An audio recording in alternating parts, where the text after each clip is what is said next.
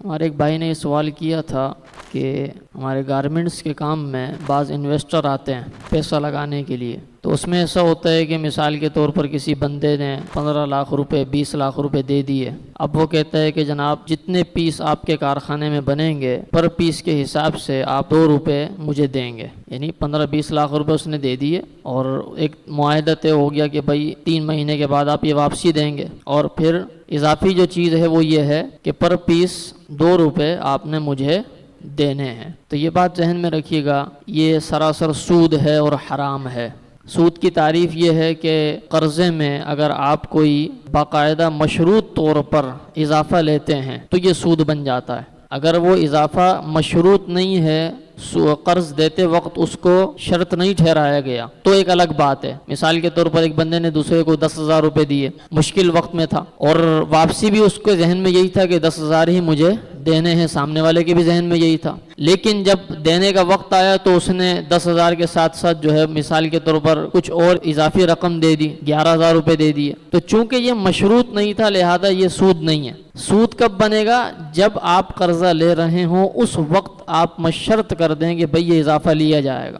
تو یہاں پر اس کے 15-20 لاکھ روپے تو کھڑے ہوئے ہیں اپنی جگہ پر، اضافی رقم وہ کیا لے رہا ہے؟ وہ کہتا ہے کہ بھئی 20,000 پیس 30,000 پیس آپ کے پاس جتنے بنیں گے وہ 2 روپے کے حساب سے آپ مجھے دیں گے۔ تو ہمارے یہاں جو انویسٹر لوگ ہوتے ہیں، انویسٹ جو کیا جاتا ہے پیسہ، اس کے بڑے مسائل ہوتے ہیں، اور یہ صرف گارمنٹس میں نہیں بلکہ بہت سارے اور بھی شعبات میں اس طرح کے مسائل آتے ہیں کہ بعض اوقات چلتے ہوئے کاروبار میں لوگ کہتے ہیں بھئی پیسہ انویسٹ کر لو اور ہمیں جو ہے نا اتنا پروفٹ دیتے رہو۔ بھئی ٹھیک ہے، آپ کا کاروبار چل رہا ہے، 30 لاکھ روپے میرے لگا لو، آپ ماہانہ 50,000 مجھے دیتے رہنا، تو یہ بھی جائز نہیں ہے۔